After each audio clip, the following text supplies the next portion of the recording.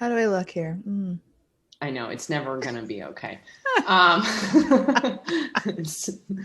Just started there, you know. I think that's a nice just entrance into just another episode of Everyone's Doing Better Than Me. I'm one of your hosts, Katharyn Henson, along with my co-host. Oh, Eve and Katharyn. That's come on. Yeah, that is your. I literally took my hand and gestured at the computer at you, and you looked at me like we should have practiced this. So I just, I wasn't sure if you wanted to be the top here or if you were happy to share who gets to be on top.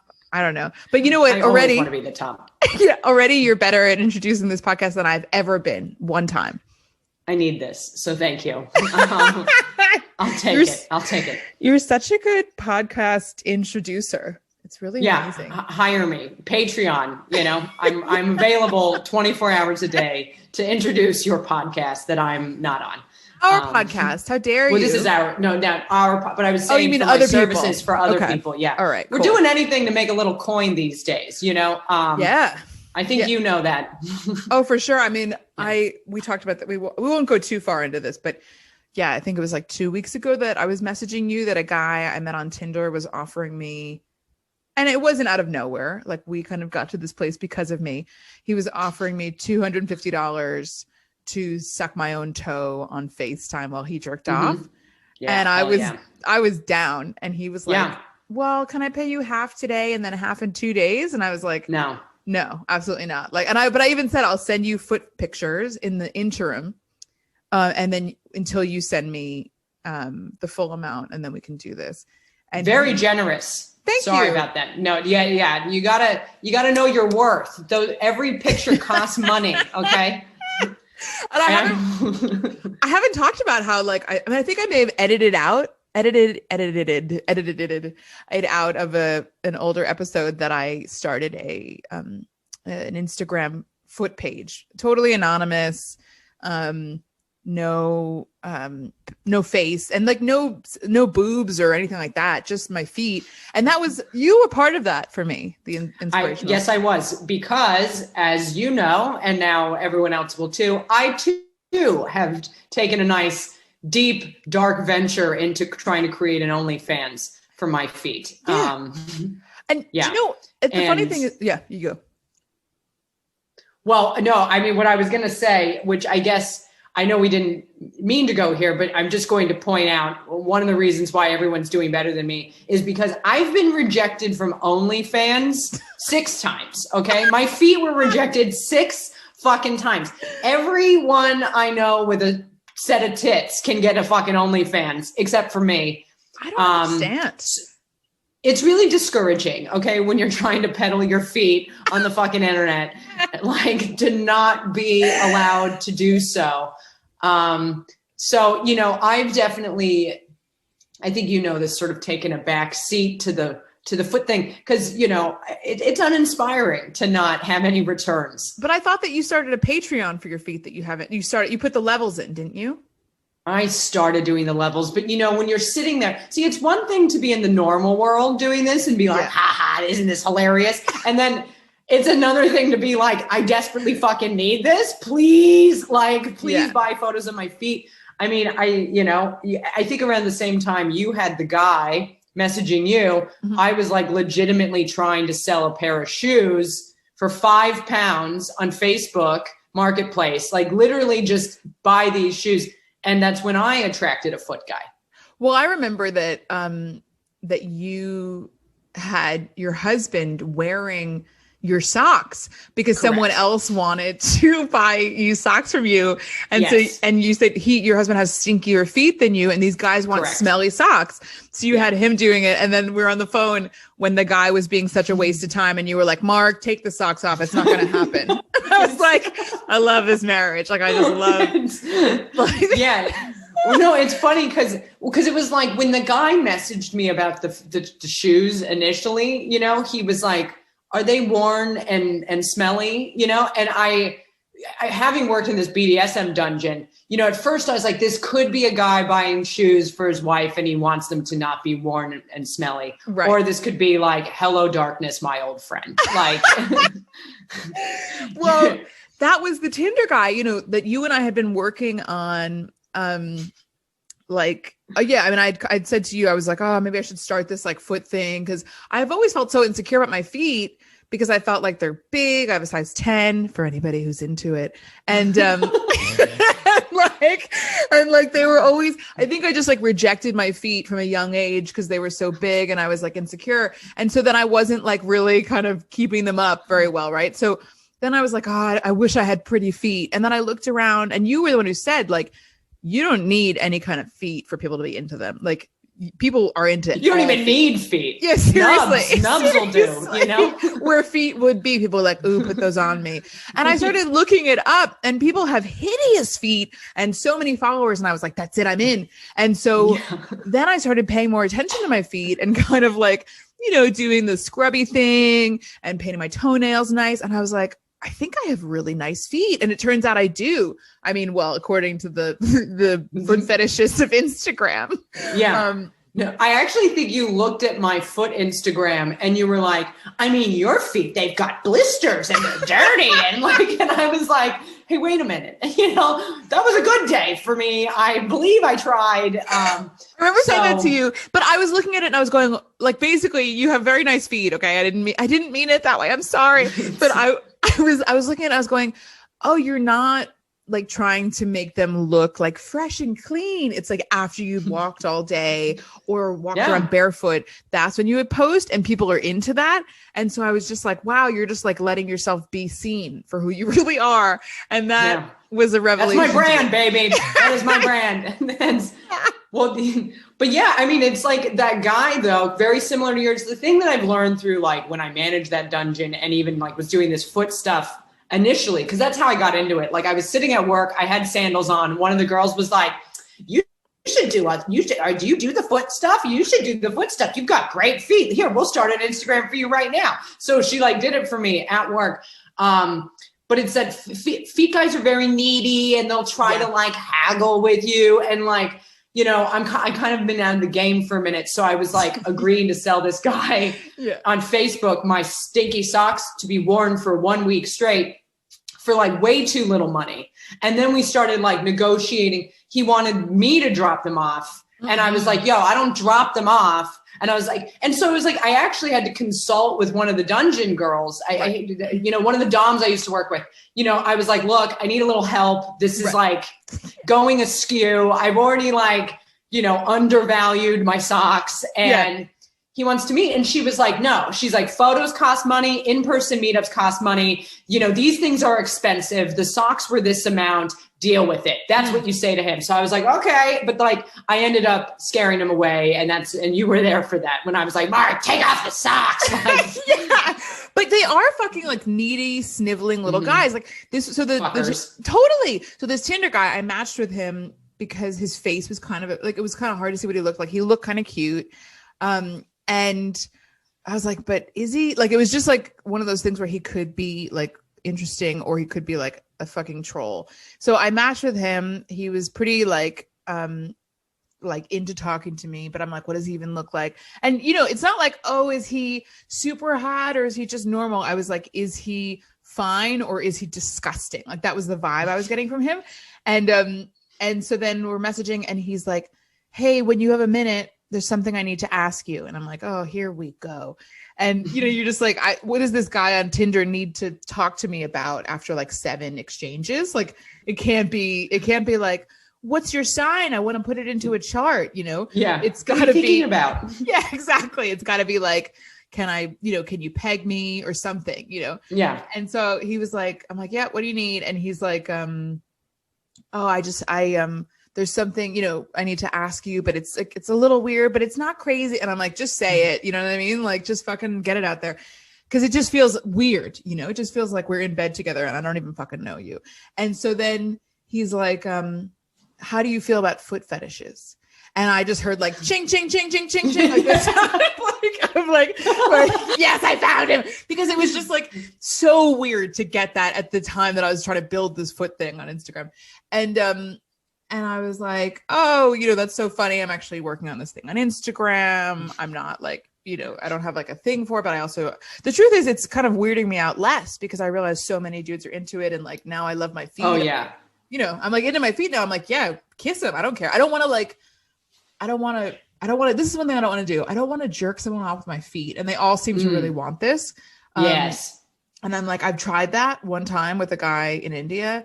Hashtag me too. Yeah, exactly. And it was so hard on my abs. I think I talked about that with Ben Knight. And I'm like, I don't have the energy for this. Foot worship should be easy for me. It should, what I mean? Yeah, absolutely. Right? Yeah, absolutely. I mean, well, that was sort of, this is the new feminism. I love it. Okay. Yeah. That was the thing I found when I asked a couple of the girls I used to work with, they both were kind of like, that's sort of like entry level shit. Like I'm too good for even doing foot stuff anymore, you know? Or if they were doing foot stuff, it was very like they sit there, their feet are worshipped.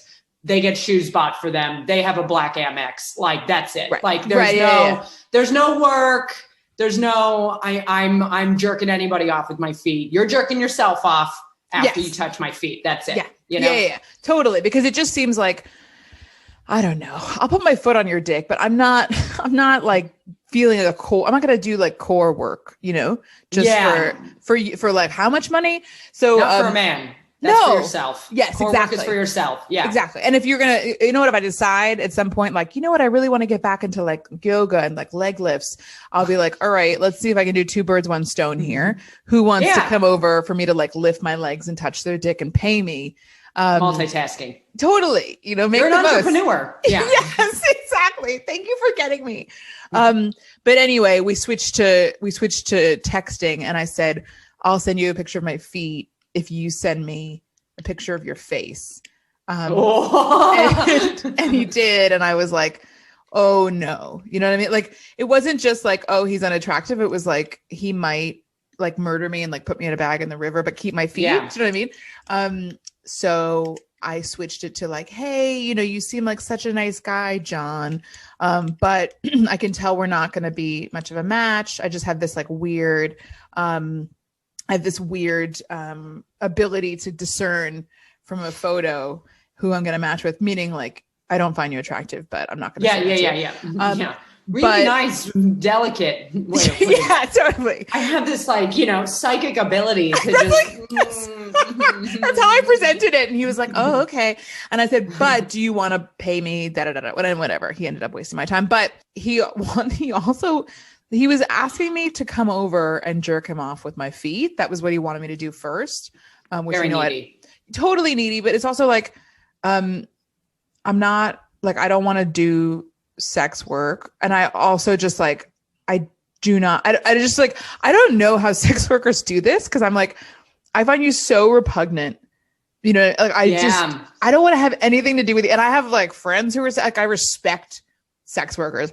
And I'm like, how do you deal with like the most disgusting, and I don't even, it's like emotionally, physically, like all these things. I'm not going to touch your like you're needy and like your sad little dick is going to be needy too, like, put your dirty feet on me. It's like, yuck. So anyway, and also on top of that, it's New York City. I don't want to die, although I guess I could live in like a country town and go over to and be murdered. It doesn't matter. But like in New York, more places to bury bodies in the country. So that's true. That's true. But I wonder, safer. I wonder about that East River though. You know what I mean? Like, yeah, Brooklyn's a shady place. I mean, anyway, I was going to go into like a bunch of stabbings that happened recently on the subway, but that's too much fun. Let's keep it light. Let's keep it light. Yeah. I don't know. I just don't want to make our listeners like laugh so hard that they die. It's like, oh my God, stabbings on the subway. Hello. That's for the closer. That's for the special on Netflix. That's true. You guys, has anybody heard of murder? It happens so much. Lol. So yeah, anyway, in the end, didn't do it. No regrets, but I think this is what I think. My takeaway from this experience, I swear to God, I felt like this is the universe sending me a sign. I need to put more work into my foot fetish stuff. right? Yeah. Well, no, I think I can see how you got that, because for me, it was a discouraging sign that all signs point to another reason to die. So, Right. That's true. So you That's and I true. are just, I like your ambition and enthusiasm and the positivity. But for me, I'm just like, if anybody has successfully haggled a pair of shoes, I haggled my way into not selling anything that day. You realize that? Like, you're just figuring it out, Yeah, it's just, I think when you and I were starting this, you said to me, because I was like, it's just hard to be so inspired. And you're like, oh, you mean what? It's difficult to find inspiration taking photos of your feet and trying to sell them to strangers on the internet. And you're like, it's not supposed to be inspiring. Like, and yeah. And it's true. I mean, I guess it's like I'm definitely in the place where I need a couple wins, and that felt like losing to that sniveling piece of shit on Facebook Marketplace wasn't a win for me. But one of these days. So I guess you're doing better than me in that regard, Well, I just really like that recently you and I have talked about this whole like reasons to die thing. And my like the thing I really like about our friendship is that I could say to you, like, you know what, if you ever really get there, just check in with me and we'll talk about it. You know what I mean? Like, I'll just like consult if you're like, today's the day. I was like, just give me a call and be like, do you think this is worth dying about? And I can be like, not this one, not the foot thing. Well, it's funny. I think you said this, or we both said this together. I mean, you're very much like, Eve's like, let's try. And Katharyn's like, let's die. Let's. That is, yeah. I think that was I was going to say that was a joint effort, but you know what? Actually, it was me. But I will say, I'm going to share it with you. So you win again. You win again. That's fine. Whatever. I think this past week, I definitely, was winning, but it feels like losing when I'm winning against you because you're having such a hard time that I'm like, oh yeah. So you win again. Just turn it around. Like, okay. I'm just like this my poor little friend, but I did really like, this was just like something that I don't know. When you think about reasons you love someone, and then it's like, for me, it's like their ability to joke about their own suicide in a really fun and creative way. Like that has to be at the top of my list. Like that we talked about how in that same conversation where I was like, just check in with me. I said, just because, like, you were saying like, oh yeah, like I got to make sure that if I do it, it's like, it's either really funny or it's so tragic that like no one will ever forget it. And I'm like, yes, like, yeah. And then, and we talked about your last wishes. And I just think you should put that out there on the podcast, as evidence, so that, because I was saying, I don't know your mother, so I can't come to her and be like, this is what Katharyn wanted. But I felt like we should do a document, but what notaries are open during COVID? So none. Why don't you share that? And then we'll. That I want to be stuffed. You want to be taxidermied. Yeah, I'd like to. I want to live, die as I lived. Just unmovable in my ways, pretty much. And just there at all times, there and everywhere. Yeah. I'd like to be leaning. Yes, I thought that was so great. I'd like to be relaxed because I don't feel that ever. And. Right. So just relaxed. And then, I guess you'd have to go tell my mom, and she doesn't know who you are. Like she knows, I mentioned to her, the girl that I was supposed to do the show with in Melbourne. And she's like, Melbourne, and I'm like, yeah.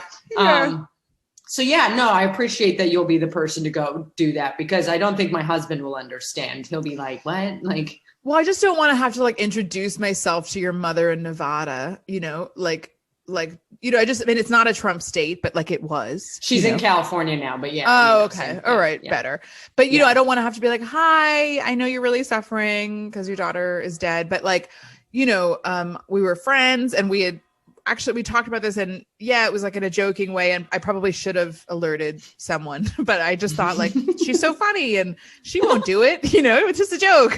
And then I watched her do it, and that was a real bummer for me. But anyway, sorry to bring it down. She actually wanted to be stuffed, like, and I want with the dog. The dog has to, so you're going to need to get the dog out of her claws, and so he can be stuffed with me. Wait a minute. Your dog who's alive, or your dog who died, who you had taxidermied? Well, no. So my dog is alive. Right. He has not been taxidermied yet. I'm thinking about what I have to do because I love him so much. So that the bit that I used to do, you know, when stand-up comedy existed was about thinking about what to do with him when he dies, you know, and I thought of taxidermy or turning him into a skull or whatever. And so you're going to need to get the dog from her. So you're going to, which will be traumatizing to the woman because she basically has a basset hound rescue opened in her house. And she's got like 45 basset hounds. One of them is mine. Right. God. Yeah. And so you're going to need to get that from her. That would be difficult. I just like that you're like an old Egyptian king who, like, when they died, like they killed all of their pets, like, you know, so they have all these like embalmed pets and like women with all these like kings who are dead. I just think that's like we'll put you inside of a pyramid, you know, and like perfect. What is it called? Not a sarcophagus. It's like is it a sarcophagus?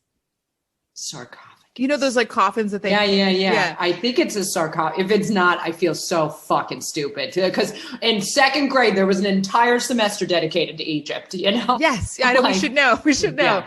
But we'll do that, and then I'll see if I can get you exhibited at the Met. You know, the Metropolitan Museum of Art here, which is my favorite museum. Yeah, and that's they have a huge Egyptian section, and then it will be like you like leaning next to your dog.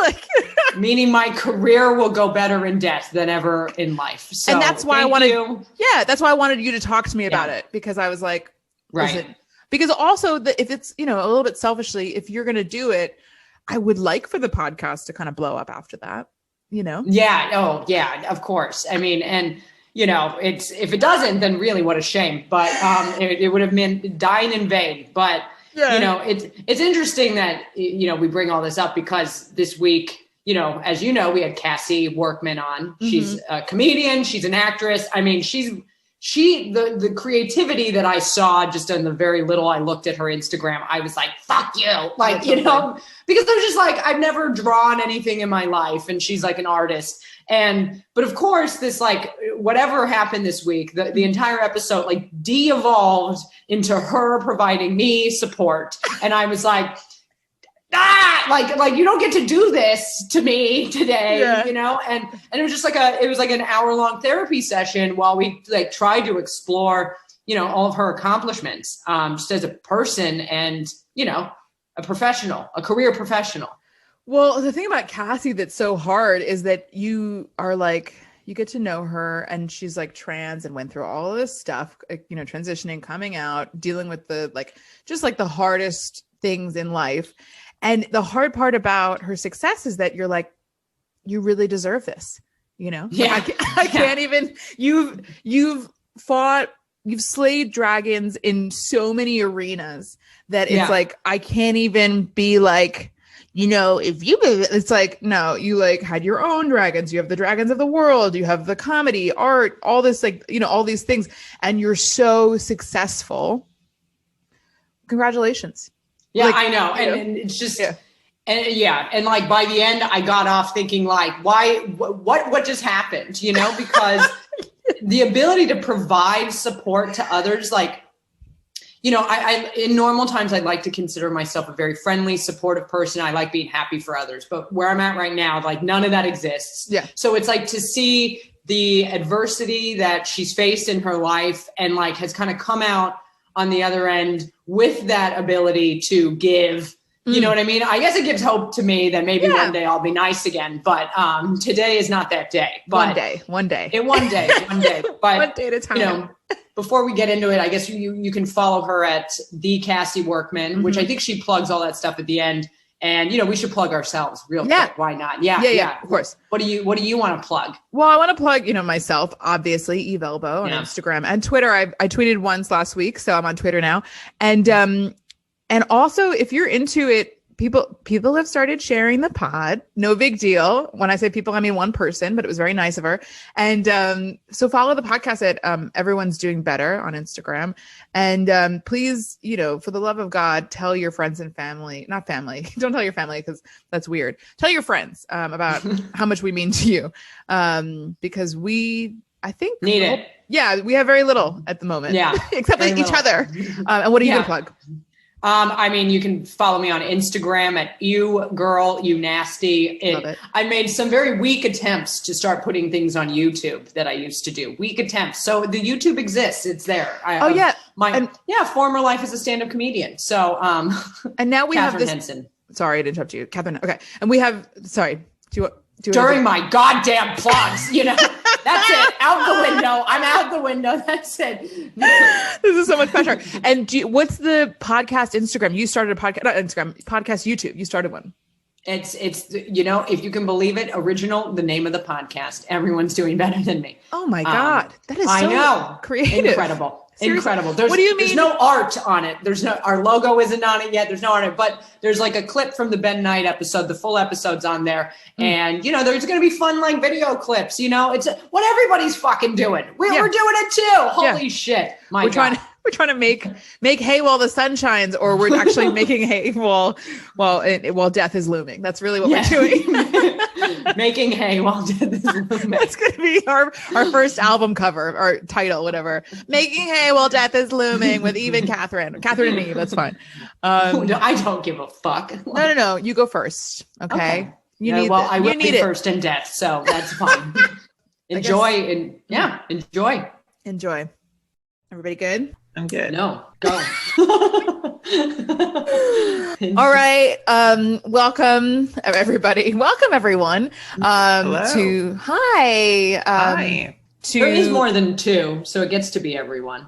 Yeah, this is great. Yeah. This is going well already. Welcome to Everyone's Doing Better Than Me. This week I have my new co-host, or we have a new co-host, Katharyn Henson, officially. I guess we've already done that. But more importantly, sorry, Katharyn, is our first special guest, and then I'm like shitting on all of the guests before. But it's someone I'm really excited about. Cassie Workman, thanks for being here. Hey, how are you? Clap her in. Yeah. Come on, anything to feel good these days, clap your hands a little bit. Right. Yeah. And we're in 3 continents. I mean, Catherine's in London and Europe, and then Cassie's in Australia, and I'm in New York. In America, the first continent, if you will. And so it's pretty amazing. And I was going to say, I'll just explain to you, Cassie, before we get into everything, how this works, because it's not just your first time on our little podcast, but also really the first time I've ever had structure in any part of my life. So if that's not blaringly obvious, I'm like watching this and I'm like, if this was a group project, I'd be sweating, which it is, but I just be like, this Gemini is going to get me an F and introductions. But she doesn't realize I'm excited. I always did so well for charm. That was I always managed to eke it out, just no matter how badly I fucked up the presentation. But all right, Capricorn, way to drive from the back, But anyway. Well, we got to know Cassie's sign now. I can't continue another moment until. I'm sorry, but you have 2 Geminis now against you. Oh, great. Oh, so I'm here with 55 people. That's perfect. Yeah. I saw Cassie's face kind of not kind of resonate with that comment. And then I thought it was because Cassie's on my side because we're friends. But then I realized that you just insulted our guest, my best friend, Okay. I don't know what's going on here, but I can't handle it emotionally. All right. Because I'm still having a worse time than everybody in the room. All right. Take a number. Take a number. So here we go. So what we're here to do is basically Katharyn and I, as you can already see, are very jealous people, very petty people, very small people, really, in terms of an ego. My kind of people. Yeah. Speak for yourself. Oh, yeah. Good. Yeah. And, I'm all of those things. And also I'm very superficial. So, you're going to have to prove this. Okay. So don't talk the talk if you're not going to walk the walk, which is really just talk more of the talk later. And so what we're going to do is, you and I are friends. I know you I don't know you in the sense that we never lived together, but I know you to an extent where I have some very personal things I'm jealous of. And then Katharyn stalked you online. So we're going to tell you about our jealousies and why you're doing better than us and how that makes us feel. Hint small. And you can choose to dispel our illusions, or just be like, yeah, I'm actually doing great. And you guys, you know, congratulations on starting a podcast about sucking. The failure of dreams, you know? Yeah. And so just to give like background, Katharyn was asking me how you and I know each other. We talked about this earlier today. And I was trying to think, and I'm like, oh, I know how I know Cassie. When I like came out during the Me Too movement about my like sexual assault, I like posted in some like women's group on Facebook, and you contacted me basically being like, don't jump. That was like how, I mean, you just like reached out, and immediately when I said that to Katharyn, she was like, I would never do that. So, you know, I was sitting here and I'm like listening to what's supposed to be this like heartwarming story. And I'm just thinking I'm a bad person, you know, because like, I'd like read that and I'd be like, oh, I hope she's okay. What's for lunch? You know, like, so what was for lunch? More misery and sadness. It's just okay, great. Yeah, I know. It's a hard time for everyone. In fact, maybe I should post in a women's group and then you can come support me, because I'd love to. Yeah, I feel like look at her hijacking the pity. Or well, I mean, I guess that's She's already a much better person than at least me, at least one of us, you know. So, you know, good for you. But so then you and I became friends. We bonded over Arcade Fire, right? Oh yeah. Yeah. And then I was in Sydney and I stayed with you. You just were like, come. I mean, it was just like, I've never stayed at my house. Yeah. I've never been a generous person in that way. And the first thing you did was like, be really, you've always been unbelievably generous to me. And I'm like, God, I have some kind of deficiency. But anyway, thanks for initiating this friendship, probably putting in a lot more, well, being a better person in general. So I applaud you. I've gotten a lot out of this, right? It's not a one-way street. I really do not believe that. No, I'm kidding. Okay. No, I'm kidding. I do. Oh God, that sounded way too insecure. I was like, no, I'm nothing. Well, okay. So then I'm going to kick it off then, because already I have my first thing that I'm jealous of you for, unless you had any comment that you wanted to start with. No, please go ahead. Okay. And there's so much really putting her on. You're like, is there did you prepare? You know, and she's just like, compliments, please. Yes, and also, and I didn't even say, and we can go more into this. Like, I know you're a comedian. You're like you're a comedian. You're a writer. I mean, like, I don't know if that was like a self. What's the word? Well, I haven't done it in so long. Is this? It doesn't matter. First gig for a year. Doesn't make me a comedian. I think it's COVID. Again. I'm a sexual person, but you wouldn't fucking know by this last year, unless I can vouch for my own skill, which has definitely increased in the last year. I've really learned to seduce the fuck out of myself and hold myself while I cry after. But yeah. So you're a comedian, writer, performer, would you say in general, performer, right? Yeah. Are you an actor? Oh, I wouldn't say that I was an actor. I've acted badly in things. Okay. And you have an IMDb page. You have an IMDb page. You see that? As far as I'm concerned, you're an actor. I don't know. Oh, okay. I don't even have to click on the page. I'm like, doing better than I am. I don't have one of those, you know? And like, so it seems like you might do something. I don't know how that happened. I discovered that. So you just got one? 3 weeks they just ago. gave you one. Really? Yeah, I don't know who did it. Well, here's the truth. I set it up so that we could be jealous of you. Oh, that's nice. Oh, that's what I do in my spare time. It's pretty accurate. Is it? I talk to a lot of people, you know. So the first thing I wrote that I'm jealous of you, I'm just going to get really sentimental immediately, you know, because you know how I am. So I was thinking about that, about how you reached out to me the first time before, you know, and just checked on me, even though you were going through a really hard time, I believe, at that time. From memory, I think so. Yeah. And I was thinking, and then the last time we spoke a couple of weeks ago, or a week ago, I made you answer so many questions about being trans. Being trans. Which I could have just Googled, you know. I mean, you know what I mean? Like when people... Yeah, you would have...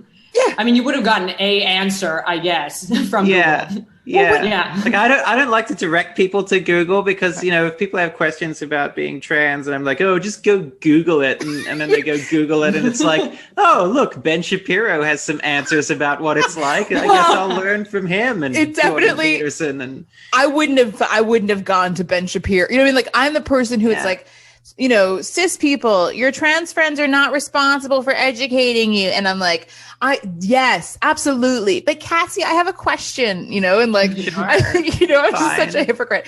So I was thinking about it because you were like very gracious and like, I even regretted some of the things I like asked or, like my responses where I was just like so late. Like one time I said to you, God, I said, I was like, it's just so hard, right? It's hard for me. I think that's the key in all of this. It's hard for me because I was like, I always thought I knew what my gender, like how do I define my gender? And I thought it was just about having a vagina. And now I have to like redefine it, and I don't want to do that. It's like so much mental, whatever. And you were like, yeah, I don't want to do it either. And I was like, oh my God, I have to go walk into the river, So like, I guess my compliment, now that I've dragged you through this emotional history, is I'm like, you are so like patient, but just like generous of spirit. Do you know what I mean? Like you just are like a kind person. You've been through a lot.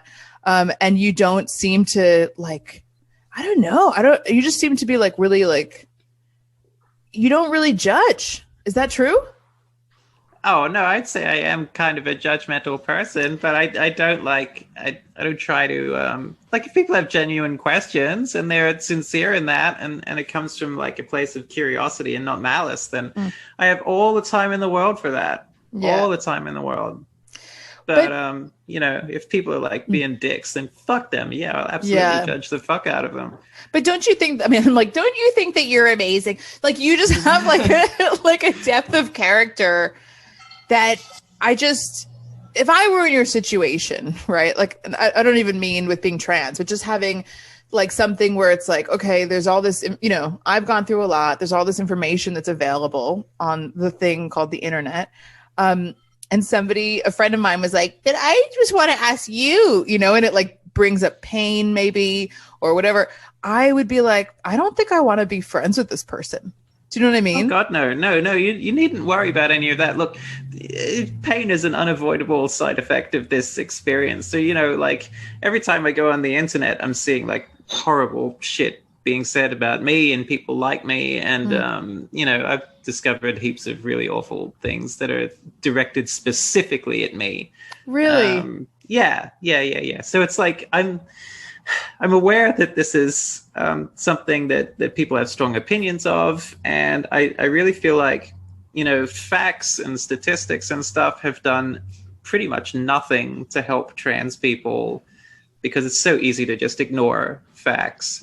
The thing that really helps trans people, I think, is having cis friends. And like if cis people know a trans person or work with a trans person or has a family member who's a trans person, that is what elevates us. That is what makes people want to help us and give us rights. It's got nothing to do with like, hey, here's the figures on why we commit suicide or here's the figures on how we get murdered and all. None of that makes an impact. What makes an impact is personally knowing and loving a trans person. And so that's why I don't mind talking about whatever. See, I'm still jealous because you're still a better person than me, Absolutely not. Even in all this, like, I'm just like, it's like, yeah, God, it's like, you just sound so good when you say these things, Like, I've said these things a lot. I think it's just practice. What were you going to say, Katharyn? It's a lot of insight that I'm incapable of. Like, I'm like listening to that and I'm like, I feel like I'm listening to somebody who is, older and wiser. It only comes with like age, but you're obviously also younger than me. So good for you as well. I've had a lot of surgery. That's all it is. Oh, okay. So I guess, so that means you have money. I will still find a way. I'm just going to say, because that's what I'm good at. Even when you said that you find things that people are talking shit, like not talking shit, saying horrible things about you online, part of me like is like, but don't you feel kind of seen, that people are talking about you? I'm kidding. Yeah. Yeah. No, of course I do. Oh, do you? Who wouldn't? Yeah. Okay, good. I was like, uh-oh. There is there's a perverse sort of glee in that of going, oh, I got in your brain so much that you had to go and do this because I'm better than you. Love that. I love that because I'm like, I said that and I was like, you shouldn't. This is like that thing. It's like, don't say it. Don't say it. And then see, you always hit the ball back. I just like you never just go, how can you say that to me? And then I'm like, oh God, you're like, how dare you? Yeah. You're like, you're right. I do love it when people threaten my life on Twitter. It makes you feel important. So does that freak you out? Does that shake you in the world? Or do you feel like at this point you've kind of, Yeah. No, it freaks you out because like a whole bunch of anonymous, faceless people can come along and say, I'm going to kill you and I'm going to behead you and I'm going to do this and that to you. Wow. And then you go out into the real world and they know what you look like and you don't know what they look like. So, you're thinking to yourself, oh, are they sitting behind me on the bus? Is it this guy walking towards me now? You got no idea. So it makes you super paranoid. And like the more paranoid you become, the more crazy you appear. And then the more people go, oh, trans people are just crazy and paranoid. And so it's like a vicious cycle. Yeah. I mean, I feel like it's one of and I feel like I'm dumbing this down for myself, but I relate it to people feeling like, I guess the only thing they have to take care of in their world is their body, right? But they don't realize like their mind is attached to your like whole physical health as well. So it's like people don't realize like what they do. It's like they might not be affecting you physically, but in a way it's like getting into your head. And why people waste their time doing that, I will never know. Do you know what I mean? It's like why should anything be anybody else's business? You know what I mean? In such a negative way. So it's, hearing that, it's like one of those things, you have to think about, whereas maybe I'm not having to think about that as much, Yeah. Well, whatever sort of gets into your head, you take out on your body.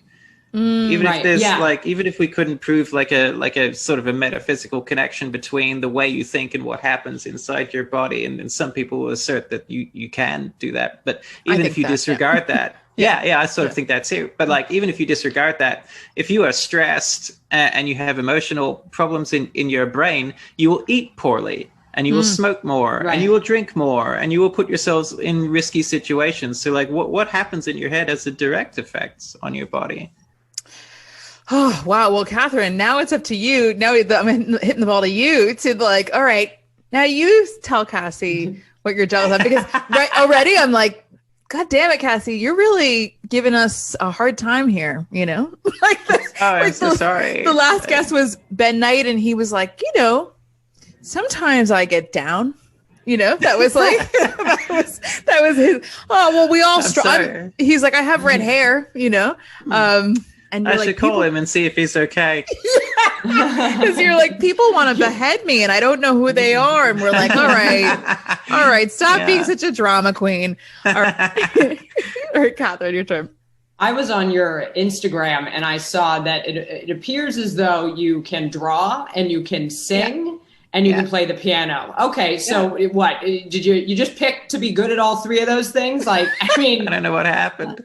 I can't do one of those things. So, and I'm sitting here and then I'm like reflecting. I'm like, what can I do? So, it's just, what can you do? I'm just impressed. No. This isn't about me. No, don't.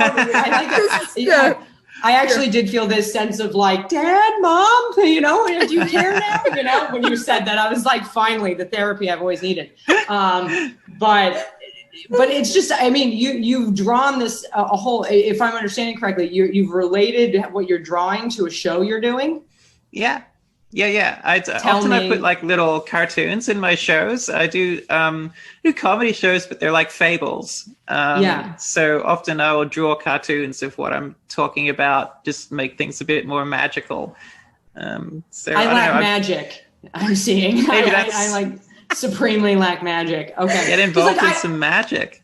I just can't. My brain has okay, so I'm just gonna say this. This is as far as I go with drawing. Is like I took a photo and I put a piece of paper on top of it and I traced everything and I pretended like I did that and I let everybody tell me how good it was. But then I couldn't draw anything for shit. I drew a cow that looks like a pair of tits. How? That's like where I'm at, and like not in an intentional way though. You know, I would like that on a T-shirt. Well, God damn it. No, you don't get to like make this better for me. I saw Sorry, my impulse is to support. Yeah. That's so, and I mean, that's very nice. Isn't that, I feel warm and fuzzy, but like, I could never imagine something like that. I feel like the imagination you must have to be like, I can draw this thing and use the skill that I have and then add it into my comedy along with like, playing music and singing. I don't know. Like I stop. So, I mean, what would you like attribute why is your brain like that? Yeah. Yeah. I don't know. Why are you I think, this? Yeah. I to sort of try and pinpoint it, like I didn't have a great childhood and I was alone a lot. And I think that, drawing things was a way to sort of have a world where I could do what I wanted to do and have friends and that kind of thing. And passing the time playing music or creating stuff. Like I was always super creative. And I wonder like if that was part of my circumstances as kid in a shitty situation or whether there was something intrinsic about that. I had an argument once with somebody who was like, you're lucky because you're talented. And I was like, I don't really believe in talent. I think sort of talent undermines all of the work that you have to do to become good at something and to just write people off as being like talented. Right. Kind of hurt me. But maybe I was being a dick because maybe it is that. And I just didn't want to not be able to take credit for it all. I don't know. I mean, what do you think? Well, talent is like it's nice to be talented. I mean, I feel speaking from personal experience. Well, I always had a talent for some, we all have some talents, I have a talent for languages, or I was like good at math, but I never really pursued anything. So it's like, I remember speaking French like so well and just being like, whatever, who cares? And my French teacher who hated me, we hated each other. And she was like, I know we don't get along. Like that was how bad it was. So I was like 17. I'm like, I fucking think about you dying when I masturbate. I really hated her, but she was like, but you need to take French because you are really good at it. And I was like, blah, blah, blah. Didn't take it in college because I think I took it and it was 5 days a week at 8:30 in the morning. And I was like, what the fuck kind of suicidal class is this? I dropped it. And then I don't speak French anymore. And, the same thing was true. With Hebrew in Hebrew school, although I never really pursued that, but Spanish as well. And I used to speak, Korean when I lived in Korea, whatever. Sorry to brag. But anyway, I don't have those like skills anymore. Because I didn't pursue them. In fact, my only talent, and I think that my only thing I pursued, and this is, I think, where Katharyn's coming from too, is that like for me, I found stand-up and I was like, I'll do this. And that's like what I do. And I don't even feel like I feel like there's so much more that I have to go because I am so fucking lazy. That I don't know how to cultivate talents. Like, I'm just like, I'll just show up to the gig and I hope it'll, be better tomorrow. I hope I'll be funnier eventually. Yeah. So yeah, I guess I think that talent is meaningless unless you have some kind of like work ethic that is so hard to get. But you obviously it's kind of half and half, like a mixture. I think you got to have a spark and then work on it. Yeah, I think the spark is like set like 12%. I think that, from what I've seen, it's why it's like that episode of Louis, rest in peace, Louis C.K. Just his like, we're not allowed to love him anymore. But I've always loved it when a man just flashes me. But so good. It's a Tuesday. Yeah, exactly. In the city, in New York, it's like whatever. Yeah. But there's an episode where there's like a really shitty comedian, and he finally takes him aside and goes, and the guy's like, "Can you just tell me, like, am I funny?" And he's like, "Listen, you're never going to make it. You don't have the thing. I'm sorry. I hate to tell you. And then at the end, that guy's on Conan and like Louis, like the guy's like, I really want to be a comedian. And Louis like, well, I don't know, maybe say it in like a different voice. And the guy goes to Conan and then he's on Conan and he says it in a different voice and it fucking kills. So it's just like, I don't think it really, I think that talent is almost arbitrary. Like you have to have a little bit of it. But anyway, I guess it's like the reason that I relate to Katharyn so hard being jealous of you. And I know I just went on a long lecture. I've had a lot of coffee. Or tangent is that you don't just have talent, you have drive and a work ethic. But what you're saying is that people keep saying that about me, and I don't think that's true. I've seen you a lot of time asleep. You wake up at 7:30 in the morning, like just I because. wake up at 6 in the morning, but then I'm I'm asleep again later. Like, okay. Yeah, I guess I just saw everything you did, and it's just I can't even imagining all of that. Do you know? It's impressive to me, and putting it together in a form that other people could view and enjoy. You know, I get up, I tell my jokes. It's one thing, you know, like so.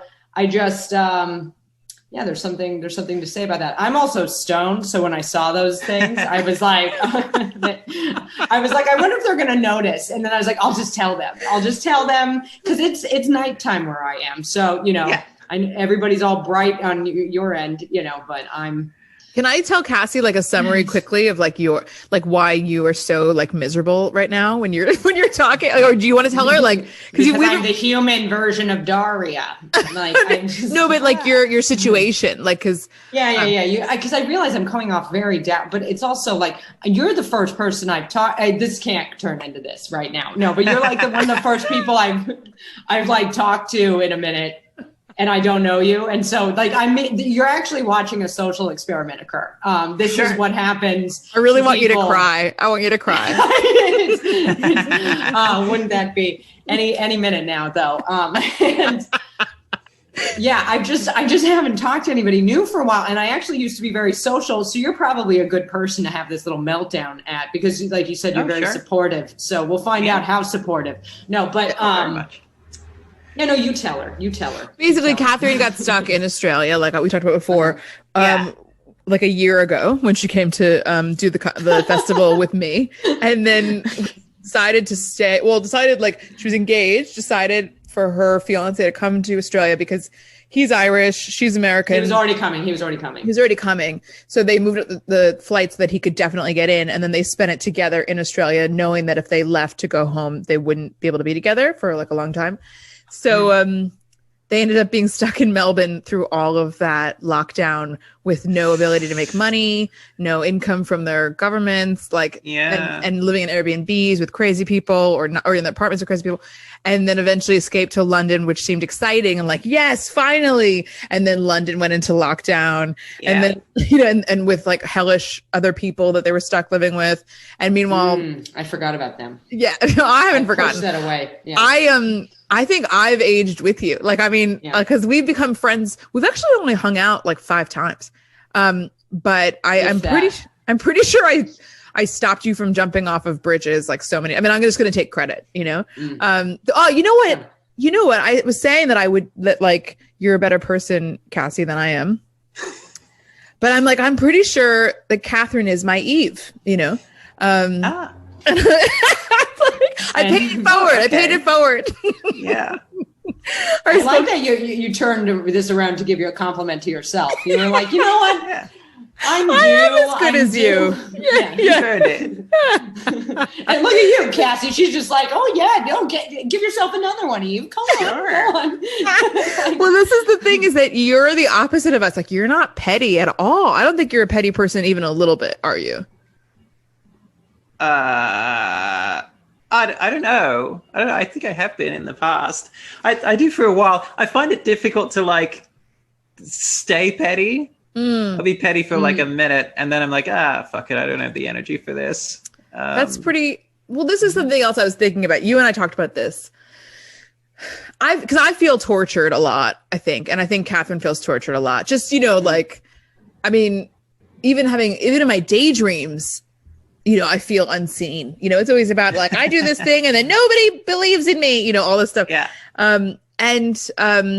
you and I were talking about this, that you had, and maybe I think this is like pretty accurate. You had this one thing in your life, which was being trans, but being closeted, for so long, that was like the problem, that when you eventually got it out there, you said that now things are just like kind of good. Is that accurate? Yeah, I think I was saying that like I was lucky in a way, because the source of all of my depression and my dissonance with life was just this one thing, really. I mean, sure, I got other problems and they're shitty, and they've emerged like since I came out, because they're not hidden under the blanket of being closeted. But like mainly, yeah, it was just really that, and I didn't even realize how affecting it was until I came out. But like, yeah, I'm lucky in a way, because like my problem was easy to figure out. Yes, whereas I think most people have like this myriad of things, all these, this so tapestry of nightmares. I'm so glad you recognize your privilege in all of this, you know? Yeah. That you're, I know, yeah, the beheadings, you know, why not? It just comes with, it's just like the little fruit basket you get, I guess, when you figure I think yourself, like you know? I don't remember who said it, but somebody said it, and I found it really profound, is that, you know, before I came out, like all of my problems were internal. Yeah. And now all of my problems are external. It's like I used to hate myself, and now other people hate me, but I'm fine. That's what I want, you know? Yeah. That's so funny. Yeah. I mean, it's like so crazy to like feel envious of a person whose suffering is so profound that one day it's kind of like a make or break thing, right? It's like a crescendo. And for you, it was like a happy post crescendo, right? Yeah.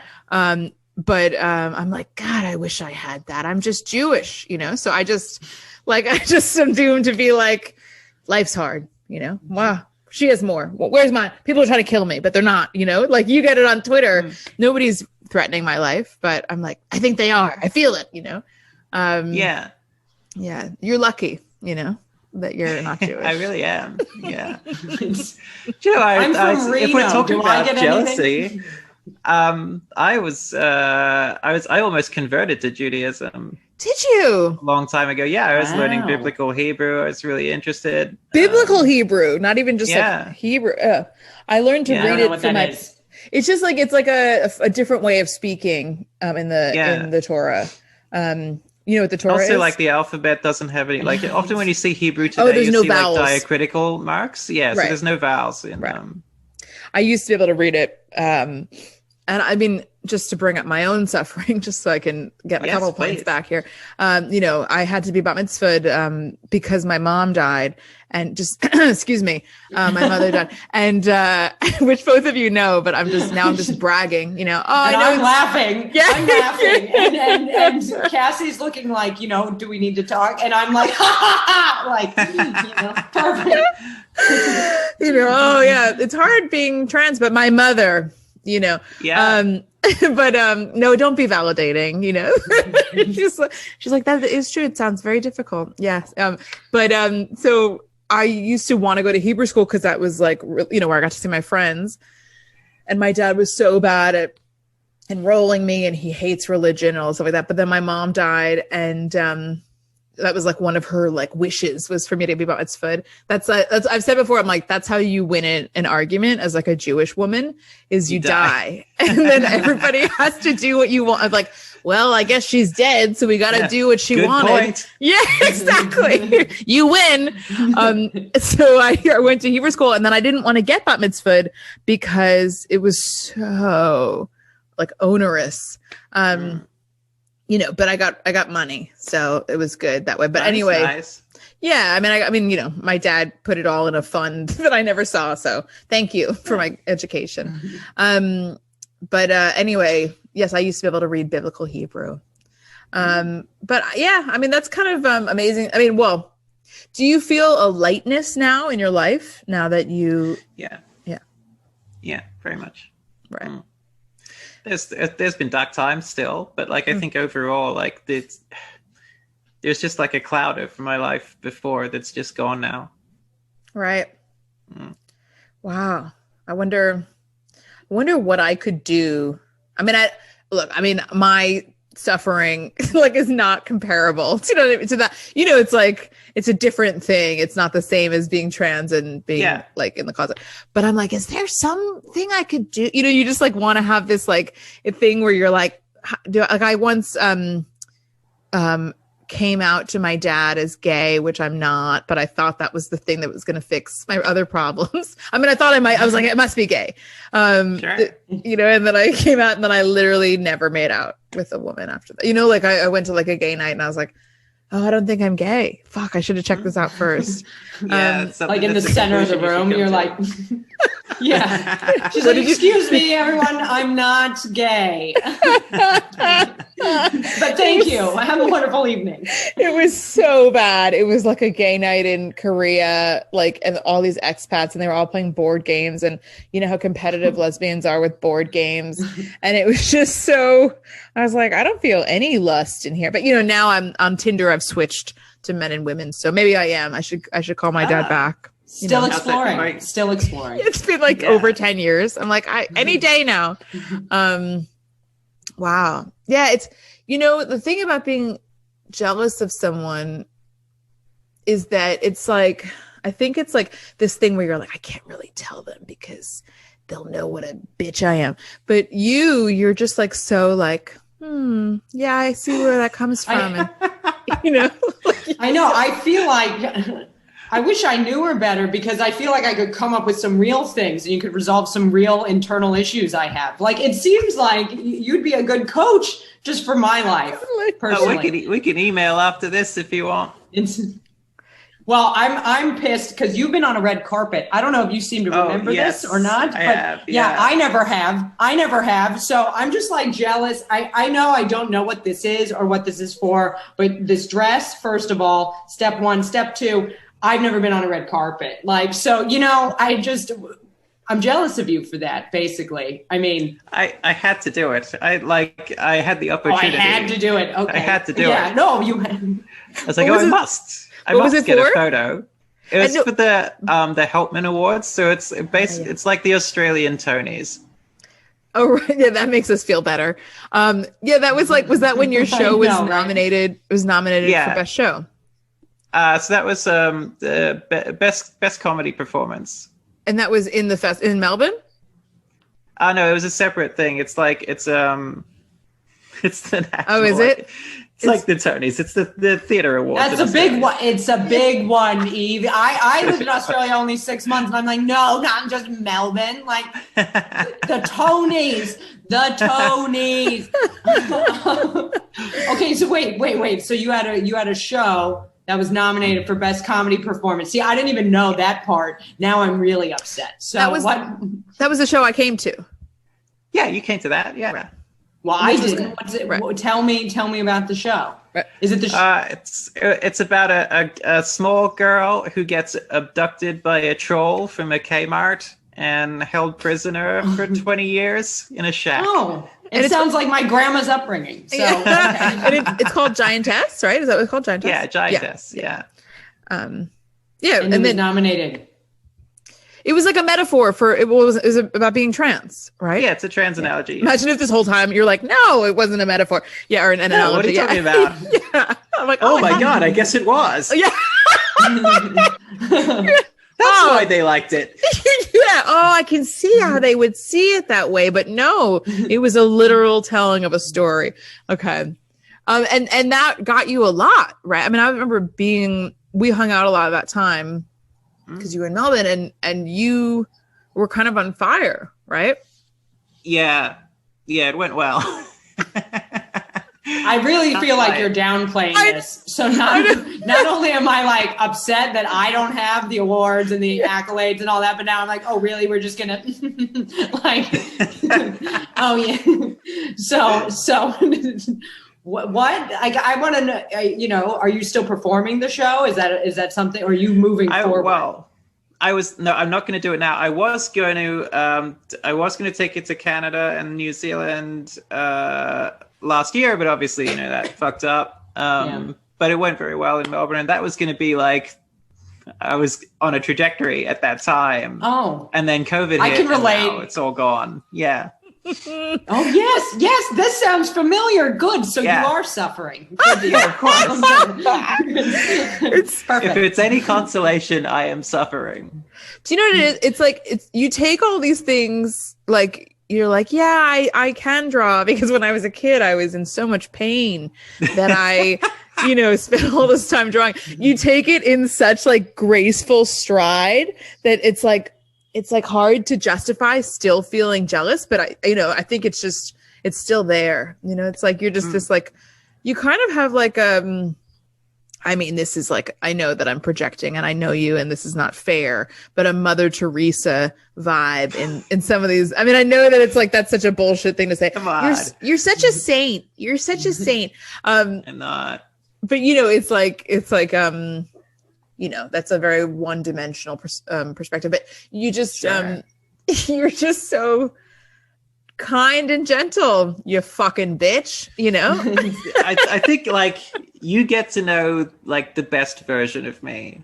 Do I? Yeah. Now you mean And, now. Like now. Yeah. Like in my past, I was a fucking asshole. Like when I was grappling with all this stuff, I was like really horrible to people, and that haunts me. Tell us that. No, I'm kidding. You don't have to. Yeah, I'm like, oh really? Yeah, me too. Yeah. I think like if you want to be a good person, you can't start at good. God, I think you have to have like some context. I'm gonna start any day. Yeah, I wouldn't trust somebody who was always good, because who are you? That's true. Yeah. Although I will say, you reached out to me to be supportive in that group. You offered me a place to stay. I showed up broken. You made me a steak my first night. Oh, yeah. You were so broke, you wouldn't take any money. I would take money. And you're just like, people like, I mean, it's just, you can't just be nice. Although I'm like, but I think you like pretty much, but I still trust you, because it's not, it's not that weird Stepford smile thing. It's like a genuine thing. I'm still jealous. You're a very genuine, kind person. And, but I guess it's come from a history, right? Which is of suffering. So, I think what we're uncovering about you is that you have what's called depth, Yeah. Yeah, I'll sign off on that. Yeah, you bitch. How dare you? Oh, you're making the rest of us look bad. Yeah, no, you've really earned it. God, I'm feeling.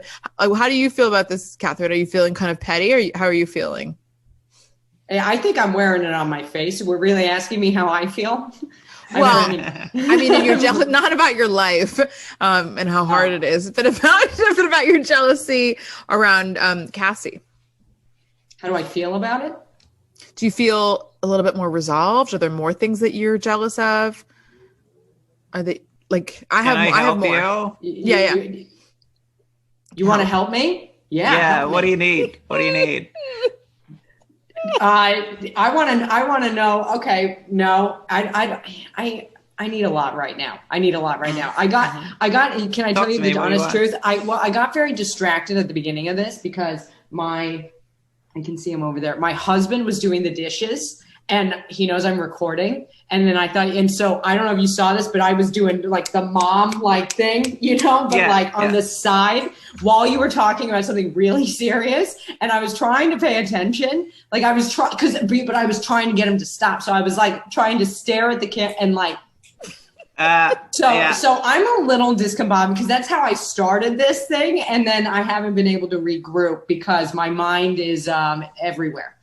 So what do I need? A Xanax, a Valium? I mean, if you could just fax one of those over to me. Sure, I'll do that. Look at that. And you're just put it in an unmarked envelope with my address and just ship it from Australia. Yeah, okay, wow. I'm upset. Someone sent Katharyn the other day. Someone just sent Katharyn in the mail acid. I was like, what the fuck? Yeah, right. Right? What did it say? We don't know about life. I don't know about anything about life. I don't know anything about death. Take this acid. That was essentially what it said. Yeah, it was like one day you'll die. Right now you're alive. Blah, blah, blah. Take this acid. And you did. Yeah. And I did. And it wasn't. It just highlighted the very thing I was trying to escape, which is reality. Yeah. Yeah. So that's what acid always does, I find. Yeah. Very I was like, how can this be boring? I had a boring time. And then I tried to use it to like write, because I like want to write about my experience, similar to what you've done. See, I think maybe, yeah, I'm stuck on that, because I'm just jealous you were able to actually hone in and take the thing and create it in a way. And I can write maybe 4 words, and then I'm like, this is enough. Like I can't do this. What are you wanting to write about? Myself, my life. Look at this. What just specifically? I love this. Just fix her, Cassie. Fix her.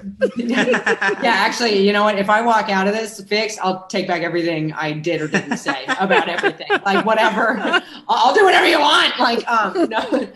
But yeah, no. I just I've had a very colorful life, and I would like to write about it, and I'm struggling to even begin. And yeah, and I'm very hard on myself. Like I think I always am like a first draft I think should be a third draft, which is psychotic. Like so I don't even know how to come up with like a finished product. Like it's different with stand-up comedy, because you think of the joke, you go out, you try the joke, you start putting them all together, and then for me that's like, I've assembled this and I didn't even have to think about it. But when you're like reflecting on the past and putting it into words for people to understand, I get caught up before even beginning. So like the idea of creating anything out of that, like you have, is like, I'm sweating right now is what I'm saying. I'm like, I'm jealous of you, because I'm like, how did you do that? Like what was it that you found in you? Like you claim you sleep a lot, but how did you find it within you to actually complete the thing after starting it? Which I just can't do right now. I have the same problem. I struggle. Well, I mean, I wouldn't even be doing this podcast. Like I wouldn't have shown up on time for this podcast if it weren't for Katharyn. Anyway, and then of course for you. But anyway, so yes, the answer. So the answer is more important than my contribution. Well, it shouldn't be easy to do something like that. If you're going to talk about like the very personal narrative in your life, that shouldn't be an easy task for you. And you're going to hit points where you have to stop, and you should take note of what those points are and what you're talking about when you stop, because that's the thing. That means you're getting close to the thing. So for me, I don't know if this helps you at all, but for me, like when I write like a very personal show, I find that there's a core to it. Like it could boil down to maybe a sentence or just a single idea, and you get to like the very core of that thing, and then everything else sort of hangs off that skeleton. And you can like chop and change and chuck stuff in and take stuff out, but like the core of the show doesn't change. But how did you, I guess, well, I want to maybe ask, like, how did you start doing it at all, right? Because like I'm struggling to start, and I allegedly like want to do this, but like it's like as painful not doing it as it is doing it or whatever. And I've, I don't think I've faced nearly as much adversity as say you have.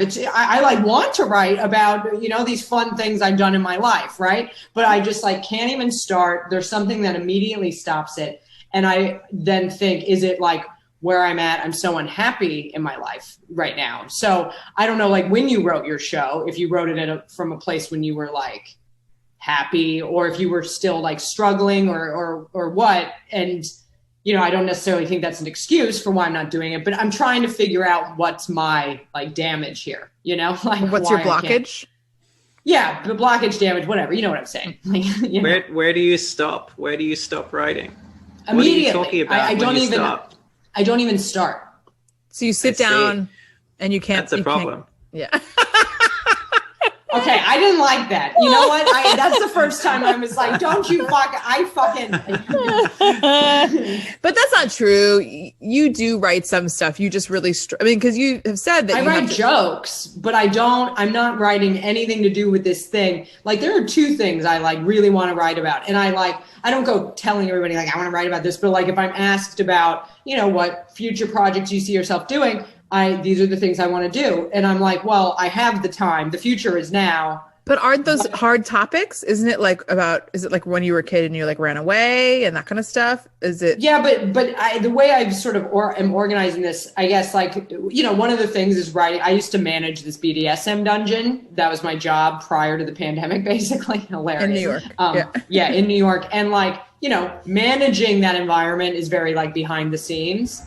It's kind of like The Office, but in a dungeon, you know, and that doesn't have, you know, negative connotations in my life. I have a lot of relationships with people who, you know, work there with me. Like it's like good vibes. And I think it's a great idea. And I have all these thoughts and stories from my own personal experience. And I just like cannot start. You're too close to it. Take yourself out of it. I feel like I'm too close to me. So I'm struggling to write about me, even though the only thing I even joke about on stage is me. You know, that's all, that is my material. So yeah, I don't know. Like, I kind of agree with what you're saying, but it's like, when will I ever not be too close to my own life? Because I don't want to write about any of it, but I'll talk about it. You know, what if you start by writing about something like way less meaningful? Or, you know, like way less important that you don't care about so much, because you start writing the thing that you think is the thing that is going to be a big deal because it's this like very interesting story and everybody tells you how great it is. And oh my God, you should write a book about this or whatever. Why don't you write something just like a 1-page thing about something that doesn't even matter? You know, it could be about, just something, it could be something really mundane. I was gonna say going to get groceries, but I know right now that's not mundane for you, because you're it's a pilgrimage, okay, Cassie. Like it's literally like you have to bundle up, prepare, bottle water, prepare to never come back, and then trudge out in the fucking snow because it's snowing here, and then you wait in line and you go inside. And for me, it's difficult because I'm alone 95% of the time, and then the other 5% I'm in the grocery store having a panic attack. And I didn't used to be like this. I mean, I was always a little, but like I was never like this. Like, so I don't know. It's like a lot to grapple with. Doing like a very mundane task is now like an absolute nightmare. Yeah. I'm so sorry. Thank you. How did this turn around this way? I feel like I think it's because Cassie is like such a like a kind, like you're just like, you have so much space for other people. So emotionally you're like, that sounds difficult. Like, you're not like, whereas I'm like, my mother died, so I reign supreme in my problems. You're like, yeah, my life's been hard, but so is yours, And so you just like make all this room for people. And so anybody who's got a thing happening right now, and I don't want to say you have a thing going on right now, Katharyn. I don't want to put words in your mouth. I got a thing. Yeah, that it's going to come into that space because you're just like willing to be supportive. There is benefit to me to do those things, because what kind of life would I live if I really believed I had the worst problems out of anyone? I'm only laughing because I'm pretty sure Katharyn and I have talked about it. She's like, I do. You're looking at it. So how do you get yourself away from that? Like when you were having, maybe before you came out or transitioned? Like, is that the way that would like? Yeah. I know that that's like the right thing to like word to say, but I'm not sure sometimes how to use it. Yeah, anyway, but yeah, like, well. Yeah. What is my usage? Your usage of the word. Oh, thank you. Well. It's going great so far. Thank you. Don't tell Twitter I make mistakes. But how do you get yourself away from feeling like self-pity, or like, because I think that's like something that we have struggled with a lot, everybody, during this time. Yeah. I'm struggling with it right now in this moment. Yeah. What do you do, Cass? I just allow it. Just allow it. Just feel self-pity. It's fine. It can't last forever. Do you put a cap of time on it? No. Because I'm telling you, I will self-pity myself right out the window. I'm really in like a certain place where it's like, and I feel like this need to justify it because I'm like not normally this person, but it's just like, you know, for me, it's been like kind of unrelenting, sort of the just waterfall, the pile of shit.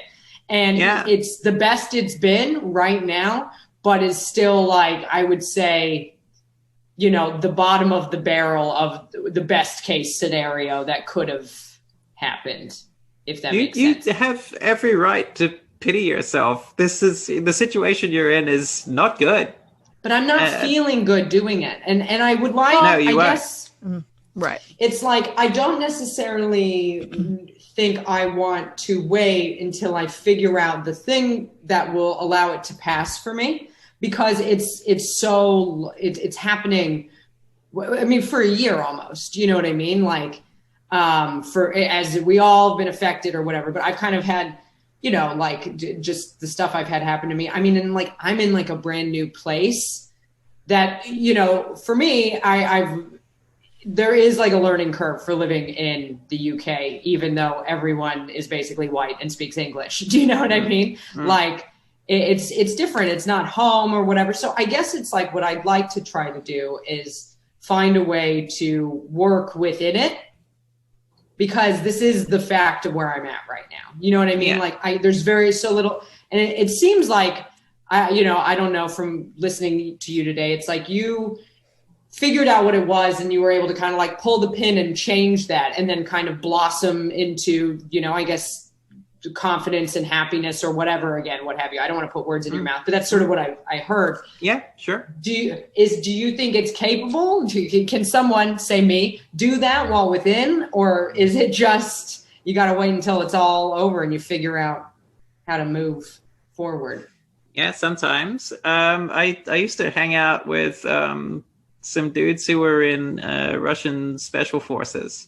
And they used to say that Tinder? No, sorry.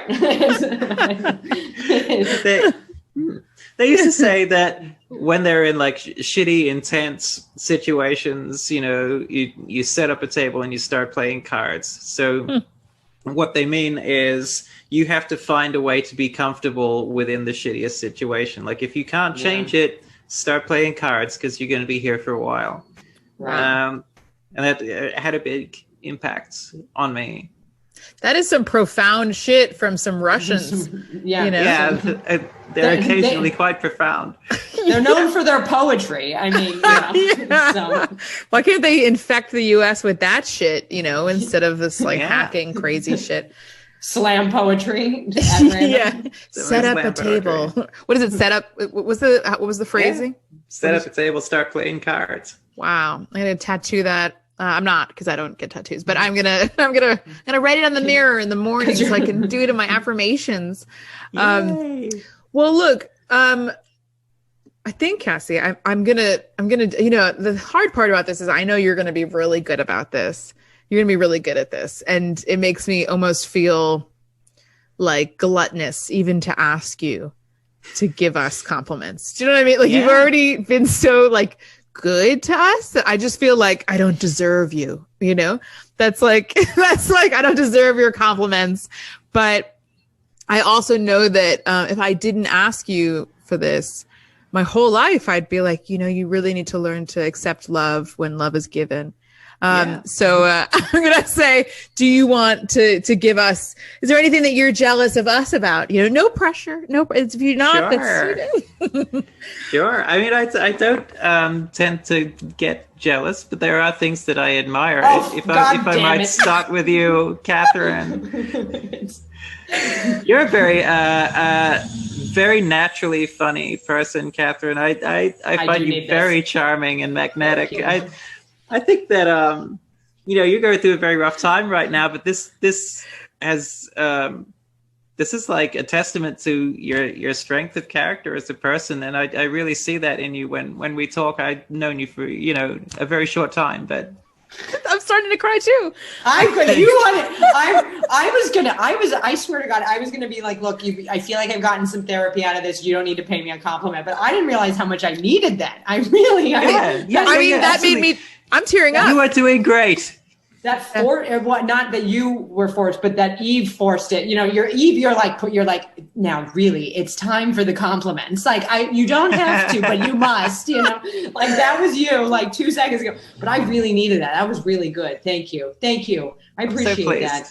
Thank you for also, you know, listening to me like, you know, cause like, boy, you know, this is going on the internet. And so I feel like that's my trauma out there, but you've been very delicate with it. So I appreciate that. That made me cry. Like, I don't think I've ever had that before, but I guess it's like, I know how much Katharyn, like it's, you know, I talk to Katharyn a lot and I feel the same way.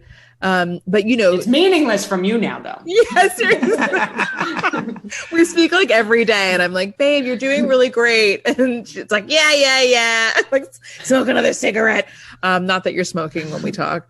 But I don't know, hearing someone articulate it so well. And then also knowing like what it means to Katharyn, because she's been in hell, you know, or like, you know, in a hellish situation.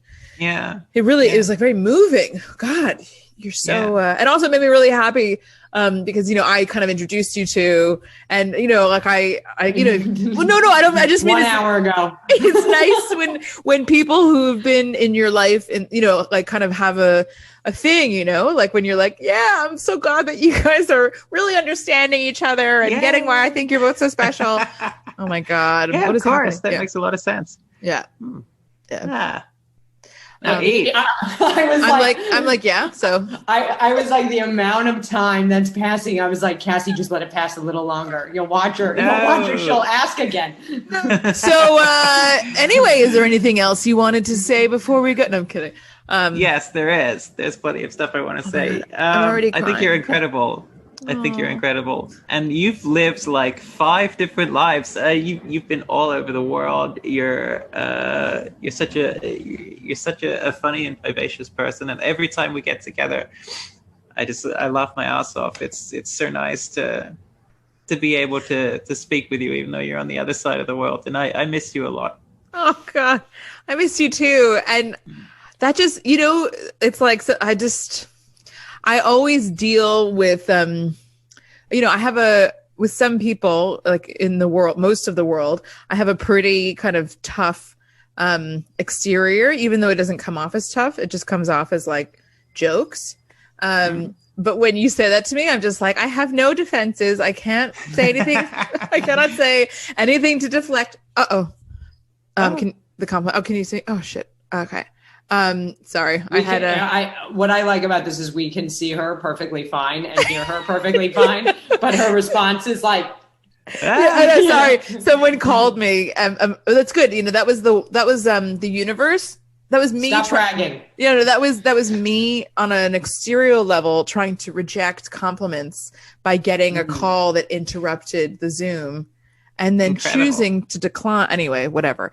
Showing off that you have friends. That's fine. That's like, my cousin. And I'm going to be like, I'll never forgive you for. So you have family. That's nice. That's nice. That must be nice for you. But basically, that is a very, I hate the word. It's not sweet. Sweet is like, oh, you're so nice. You know, it's just a very, it's an amazing thoughtful, amazing thing for you to say. I appreciate it. Well, you have like, you always have like a super interesting perspective. Do I? Yes. Stop and it. I really enjoy talking to you because you'll come up with things that I couldn't have thought of, and it's good the way we bounce off each other, I think. Yeah, that's so funny. I think that I always think that you have the interesting perspective, but I noticed that when we talk, we laugh so hard. And I remember someone describing laughter as like a generosity, like a generosity of spirit. Like when you are willing to, and this is why you hate a bad crowd, because you're like, you stingy cunts. Yeah. You know? Oh, you're just gonna sit there drunk and I could do better. It's like you couldn't. And like, where is your kind of not empathy, but like your, you know, just cut me some slack and I'll do my thing and we're all gonna enjoy it and maybe we'll come, you know.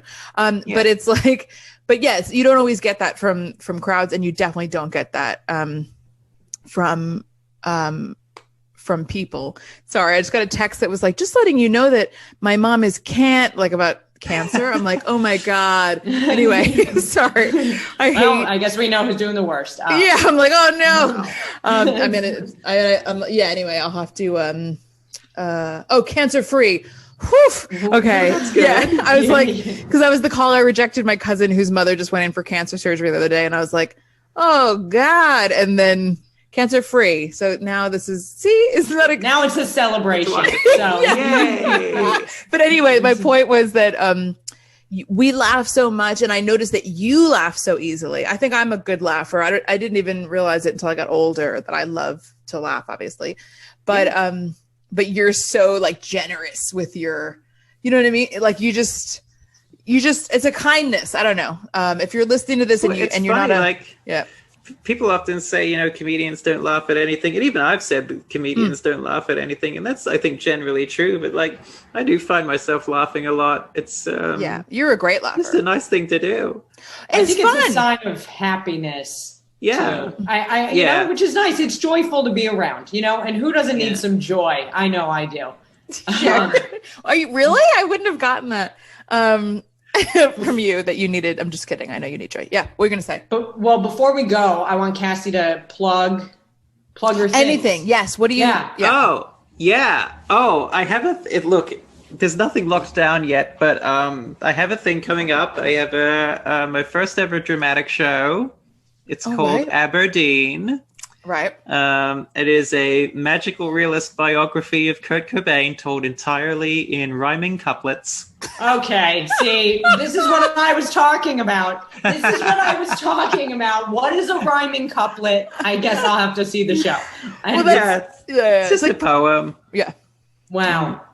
It's a fancy word for poem. But it's so amazing. You're like, I've got this great idea, and it's really about, and then you're like, and then I'll make it a poem, and it's all gonna rhyme. It's like, what? How? Yeah. When do you?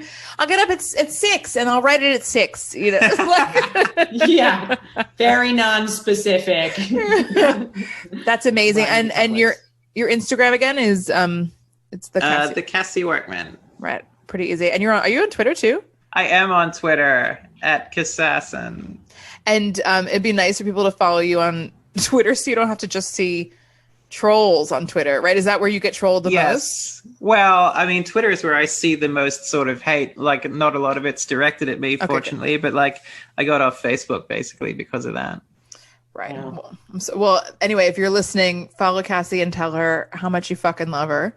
Yay! This was such a love fest. Like I've never felt better at the end of one of these podcasts. I'm like, I feel real good. Great. I feel good. Katharyn, how do you feel?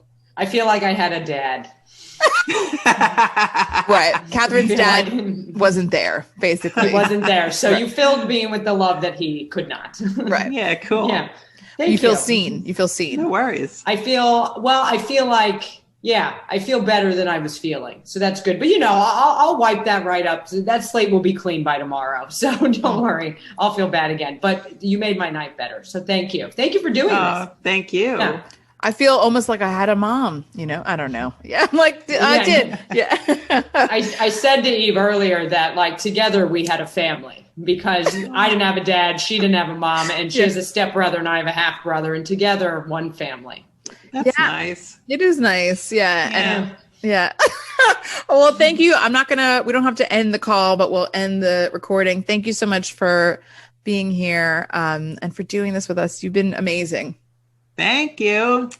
And if you like the podcast, rate it on whatever app you're using to listen to it and subscribe, share it. If you tag us in it, we'll share that you shared it and maybe we'll send you nudes, potentially. Yeah, exactly. There'll be non-nude clips on YouTube. Yeah. Speak for yourself. I'll be there naked. You will be naked. Thanks for listening.